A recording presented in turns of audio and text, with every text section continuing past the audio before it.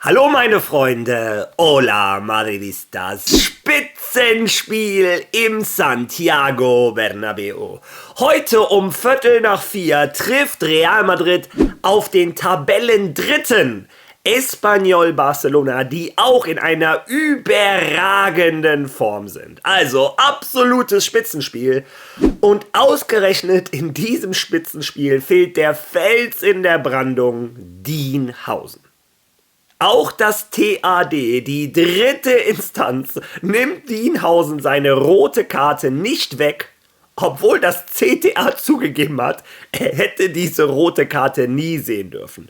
Spanien kannst du nicht erklären, Spanien musst du leben. Was da los ist, darüber reden wir in dem Video. Dann unterhalten wir uns noch ein bisschen über die Champions League, über José Mourinho, über Real Madrid, das Training, der Kader etc. Denn da gibt es auch eine erfreuliche Nachricht. Und zu guter Letzt mache ich natürlich auch meine Aufstellung für das Spiel heute Mittag. Also viel Spaß beim Video.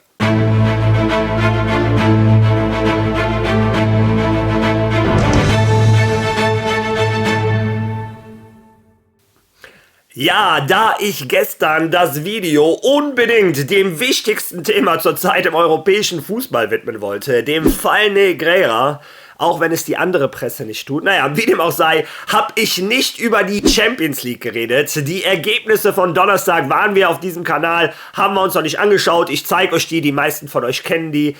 Was für uns Madridistas natürlich am interessantesten ist die Tabelle. Ich blende sie euch ein. Real Madrid ist punktgleich mit sehr vielen anderen zurzeit auf dem 13. Tabellenplatz. Das war der erste Spieltag von 8.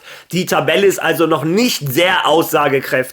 Ich erinnere daran, das nächste Spiel hat Real Madrid gegen Kairat in Kasachstan, 300 Kilometer von der chinesischen Grenze, 11 Stunden Flug, also der absolute Wahnsinn. Madrid muss trotzdem die 3 Punkte holen. Ja, bleiben wir zunächst einmal beim internationalen Fußball, der auch irgendwie Real Madrid betrifft. Und zwar rede ich über einen meiner absoluten Lieblingstrainer, José Mourinho. José Mourinho, der Portugiese, nachdem er bei Fenerbahce Istanbul entlassen wurde, hat er bereits eine neue Heimat gefunden. Er kehrt zurück in seine Heimat nach Portugal. Er ist schon neuer Trainer von Benfica Lissabon. Viele von euch, die den Kanal schon länger verfolgen, wissen, dass ich ein absoluter Mourinhista bin. José Mourinho hat die Weichen gelegt dafür, dass Real Madrid wieder da ist, wo es heute ist. Real Madrid war jahrelang, 8 Jahre am Stück, glaube ich, im Achtelfinale der Champions League rausgeflogen. José Mourinho hat wieder diesen Wettbewerbskampfwillen etc. in Real Madrid in die Kabine gebracht, die bis heute anhält. Nach José Mourinho, auch wenn wir unter ihm leider keine Champions League gewinnen konnten, ich bin der Meinung, der hätte es verdient. Die Erfolge, die danach kamen mit 6 Champions League in 10 Jahren, die tragen auch ein kleines Stück von seinem Namen. Also ich bin ein ganz großer José Mourinho-Fan, drücke ihm die Daumen. Und warum ist das für Real Madrid interessant? Am letzten Spieltag dieser Champions League spielen wir in Lissabon bei Benfica Lissabon gegen José Mourinho.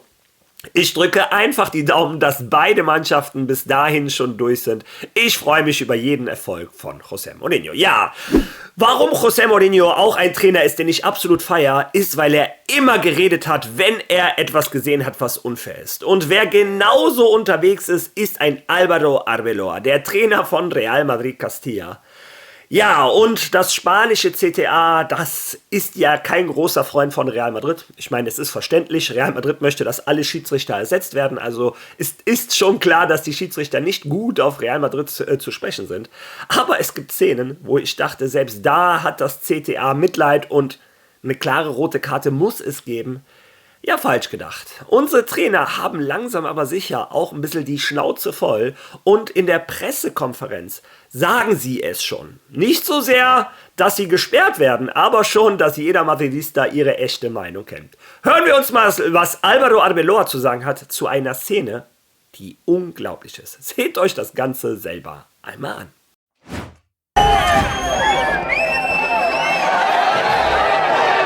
Ein klarer Ellbogenstoß, den weder Schiedsrichterassistent noch das Videoschiedsrichtersystem als Tätlichkeit werteten. Das ist das Niveau, das wir haben, denn du kannst nicht mit dem Arm zum Hals eines Spielers gehen. Arbeloa forderte die Überprüfung der Szene, aber der Schiedsrichter bekräftigte seine Entscheidung. Eine sehr eindeutige Aktion, über die Arbeloa explodierte. Das ist das aktuelle Schiedsrichterniveau und die Fehler bleiben bestehen. Das wird sicher das ganze Jahr über so sein. Ja, zunächst einmal, Joan Martinez geht es wieder gut. Der Innenverteidiger, die Zukunft von Real Madrid. Wie kann ein Linienrichter, der 1 Meter von der Aktion entfernt ist, da den Schiedsrichter nicht darauf hinweisen, dass das eine glasklare rote Karte ist? Ein Álvaro Arbeloa hat danach den Check verlangt, weil das kannst du in der spanischen 3. Liga, da wird es gerade verlangt. Dann guckt der Schiedsrichter sich das an und sagt, nö, das ist keine Rot. Also, die armen Jungs von Real Madrid Castilla, die müssen ein bisschen die kaputten Teller bezahlen dafür, dass Real Madrid gegen das CTA kämpft. Naja, Álvaro Arbeloa hat in der Pressekonferenz seine Meinung gesagt. Das Gleiche gilt übrigens auch für einen Xabi Alonso. Der hat seine Meinung zu Dienhausen und seiner Sperre schon ziemlich deutlich gemacht. Aber bevor wir da hinkommen, noch ein Punkt, der ziemlich deutlich ist. Dieses ganze System der Schiedsrichter etc. pp. Kann nur funktionieren, so war es mit Juventus Turin auch übrigens, wenn die Presse auch mitspielt. Bei Juventus Turin wurde damals auch am Ende einer der größten Sportmoderatoren in Italien bestraft. Es wurde herausgefunden, dass er auch von Juve geschmiert wurde. Ja, und wie gesagt, ich habe gestern ein Video darüber gemacht, dass der Sohn vom Negreira im größten Skandal, dem Skandal, der den spanischen Fußball erschüttert hat, der Prozess ging wieder los. Und ich zeige euch einmal die Portadas, also die Titelblätter von Marca und vom AS. Beide. Nicht ein Foto, nicht irgendwas, nicht ein Satz, eine kleine Spalte zu dem größten Skandal im spanischen Fußball. Falls also noch einmal irgendeiner sagt, dass El Marca oder El AS Real Madrid nahe Zeitungen wären, könnt ihr denen bitte diese Titelfotos zeigen. Es ist unglaublich. Ich war ziemlich hart zur deutschen Presse, weil da nichts erschienen ist. Aber ich schätze mal, ich sollte erstmal vor der eigenen Haustür kehren. Nicht mal El Marca oder El AS haben über den größten Fall überhaupt in der Welt des Fußballs, den es zurzeit gibt, berichtet. Ja, ich glaube, die 7,5 Millionen Euro, die der FC Barcelona damals an die Presse investiert hat, weiß Gott, wie viel es heute sind, wenn die sich das noch leisten können, waren gut investiert. Wie gesagt, dieses ganze System funktioniert nur, wenn die Presse mitspielt. Und ich hoffe, vielleicht wie in Italien gibt es irgendwann mal auch Journalisten, die den Preis dafür zahlen, dass sie nicht ihren Job gemacht haben. Ja, und wenn wir schon mal beim Thema Lügenpresse sind und nochmal bei El Marca. El Marca hat vorgestern diesen Artikel veröffentlicht. Real Madrid ist die Mannschaft in der Geschichte der Champions League mit den meisten Elfmetern. Sie waren an Bayern vorbeigezogen. Ich glaube, die Bayern sind am nächsten Tag wieder hinterhergezogen. Also, das war die Statistik, die Marca gezeigt hat. Wie ihr seht, Real Madrid vor den Bayern, Barcelona, Manchester City etc. Ja, Gott sei Dank hat Twitter seine Magie gemacht und hat mal ein bisschen Kontext in diese Zahlen gebracht. Und zwar, Real Madrid ist die Mannschaft mit den meisten Spielen in der Champions League. Ich rede über 504, logisch, die meisten Champions League Titel, also am häufigsten ins Halbfinale, ins Finale gekommen etc. Und hat in diesen 504 Spielen diese Elfmeter bekommen. Bei Bayern waren es 408, bei Barcelona 363 etc. Also Madrid hatte 140 mehr Spiele als Barca. Die haben sich ja teilweise nicht für die Champions League qualifiziert. Und wenn wir uns mal anschauen, die Statistiken, Real Madrid kriegt einen Elfmeter in jedem 8. Spiel, 8,1. Die Bayern kriegen einen Elfmeter in jedem 6,6. Spiel, Barcelona in jedem 6,5. und Manchester City kriegt sogar einen Elfmeter in jedem 3,8. Spiel. Also die Statistik, die Real Madrid in so ein schlechtes Licht gerückt hat, bei vielen Lesern, die natürlich gar nicht über Kontext nachdenken, zeigt eigentlich nur, dass Real Madrid es in der Champions League auch am schwersten hat, einen Elfmeter zu bekommen. Also, das ist unglaublich. Naja, aber damit ihr mal seht, wie die spanische Lügenpresse funktioniert, entweder sie erwähnen den größten Skandal des spanischen Fußballs gar nicht, oder die versuchen, die Statistiken so hinzurücken, dass Real Madrid im schlechten Licht da steht. Sollte euch also, wie gesagt, jemals wieder einer erzählen, dass AS oder Marca pro Real Madrid sind, könnt ihr den gerne von mir auslachen. Ja, Schluss jetzt mit dem ganzen Drama. Kommen wir zu Real Madrid, obwohl das Drama geht ein bisschen weiter. Schauen wir uns den Kader an, den Xabi Alonso nominiert hat. Ihr seht die Spieler, die heute gegen Espanyol Barcelona eventuell spielen können oder nicht. Eine kleine Überraschung gab es in der Abwehr, nämlich David Jiménez. Der rechte Verteidiger von Real Madrid Castilla mit Jesus Fortea. Aber ich habe euch ja schon gesagt, Jesus Fortea fliegt mit Spanien zur U20-WM. Deshalb ist David Jiménez als Ersatzspieler im Kader von Real Madrid. Mich erinnert die Situation ein bisschen an Raúl Asensio. Raúl Asensio hat letztes Jahr nur eine Chance bekommen, weil ein Alaba war verletzt, ein Militao war verletzt, ein Dani Carvajal hatte sich verletzt, ein Jacobo Ramón war auch verletzt, ein Joan Martinez war auch verletzt und dann hat Raúl Asensio seine Chance bekommen und wir sehen, wie er sie letztes Jahr genutzt hat, auch wenn er gerade nicht in Topform ist. Ein Raúl Asensio haben diese ganzen Situationen, hat ihm quasi die Chance ergeben und vielleicht ist es ja bei David Jiménez das Gleiche. Ein Trent hat sich verletzt, ein Dani Carvajal kann nicht jede Minute spielen, ein Jesus Fortea ist bei der U20-WM. Vielleicht nutzt er seine Chance genauso wie Raúl Asensio. Ich drücke dem Jungen die Daumen. Im Mittelfeld, wie ihr seht, das ist endlich wieder bevölkert. Da sind wieder mehr Namen. Natürlich ist ein Bellingham und ein Camavinga auch wieder dabei. Ein Xabi Alonso wurde in der Pressekonferenz gestern dazu gefragt und er hat gesagt, je nach Spielkontext können sie auch ihre Chance bekommen. Für mich hört sich das so an, als wenn er auf keinen Fall von Anfang an riskiert, dass die beiden sich vielleicht wieder verletzen etc. Für mich hört es sich so an, sollte Real Madrid führen, werden die beiden Spieler kommen. Ja, und im Sturm die nächste Überraschung, denn nach über 4 Monaten ist Endrick zurück. Der Brasilianer ist zum ersten Mal wieder nominiert nach einer Verletzung, die viel schlimmer am Ende ausgeartet ist, als wir das alle am Anfang erwartet haben. Das war damals in Sevilla im Sánchez-Pizjuán, hat er sich an den Oberschenkel gefasst und naja, alle haben gesagt, der fällt so 2 Monate aus. Es hieß auch, er wird die Club-WM nicht spielen, aber ein Endrick wollte unbedingt die Club-WM spielen, wollte unbedingt seinen Platz sichern und Xabi Alonso zeigen, was er für ein Potenzial hat ein bisschen zu viel riskiert und es ist genau das passiert, wovor man in solchen Situationen warnt. Die gleiche Verletzung ist nochmal vorgekommen und es waren nochmal 2 Monate. Dadurch hat er 4 Monate Pause gemacht. Ich freue mich für den Brasilianer, dass er wieder im Kader steht. Vielleicht bekommt er heute sogar seine ersten Minuten. Ich glaube, ein Endrick wird im Laufe der Saison noch sehr wichtig und ich glaube auch, unter Xabi Alonso wird ein Endrick viel mehr Chancen kriegen als unter einem Carlo Ancelotti. Vielleicht nimmt er die gleiche positive Entwicklung wie ein Arda Güler, die merken, die viel entspannter, viel befreiter aufspielen können, weil sie wissen, dieser Trainer vertraut mir und ich brauche keine Angst zu haben, einen Fehler zu machen und direkt wieder 6, 7 Spieler auf der Bank zu sein. Also, ich freue mich für Endrick. Ja, wen wir auf dieser ganzen Liste nicht sehen, ist ein Dean Housen.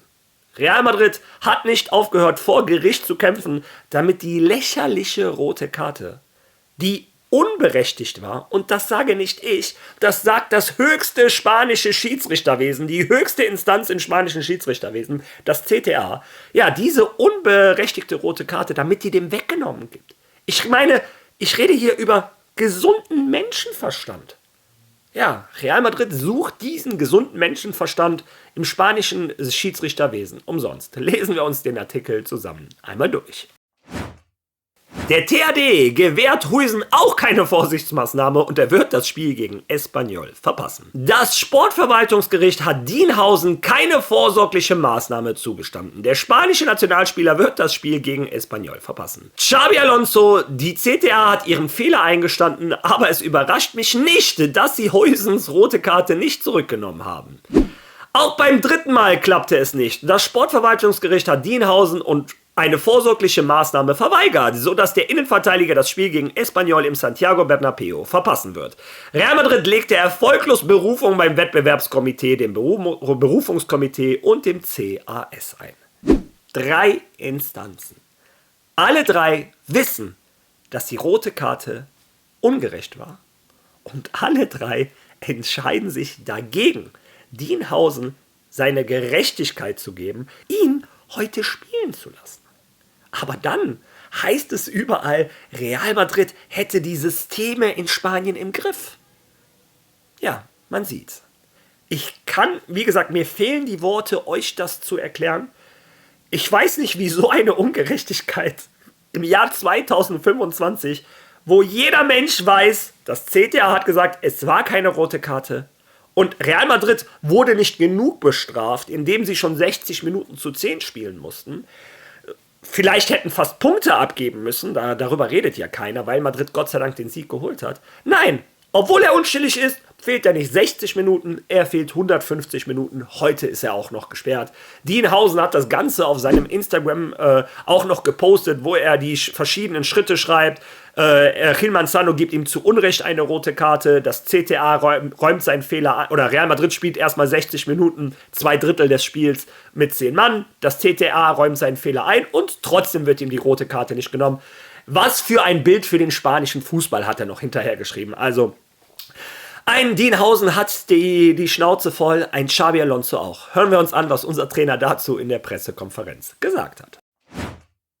Bueno, pues por una parte no me sorprende y bueno, pues yo creo que evidentemente me hubiese gustado que la decisión hubiese sido otra y no va a ser posible tener a Dean para mañana. Me hubiese gustado tenerle a él después de no haber podido jugar con él durante 60 minutos en la Anoeta, pues si acepta un error pues debería tener sus consecuencias y parece que no ha sido así, o sea que vamos a dejarlo ahí.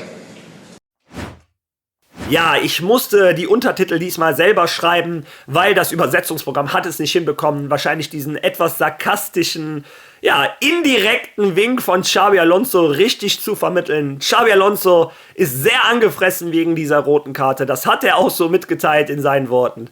Naja, er erkennt langsam, was es bedeutet, Trainer von Real Madrid zu sein. Obwohl, ich glaube, als Spieler hat er das schon mehr als genug bemerkt. Wie dem auch sei, das ist die Aktualität zum Spiel heute gegen Espanyol Barcelona. Ich würde viel lieber darüber reden. Real Madrid spielt gegen den Tabellendritten. Espanyol Barcelona hat 3 Siege am Stück. Die haben das erste Spiel unentschieden gespielt. Also die starten in die Saison mit einem Unentschieden und 3 Siege, spielen einen tollen Fußball und heute hat Real Madrid wirklich einen schweren Gegner vor der Brust. Real Madrid versucht im 5. La Liga-Spiel den 5. Sieg zu holen. Das Ganze leider ohne Dienhausen. Ja, und das, was jetzt kommt, ist die Aufstellung, die ich machen würde, wenn ich Trainer von Real Madrid wäre.